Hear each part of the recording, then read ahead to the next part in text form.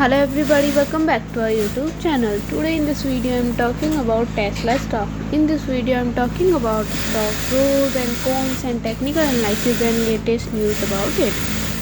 Stock is trading at $291.26 with 0.71% negative in a day.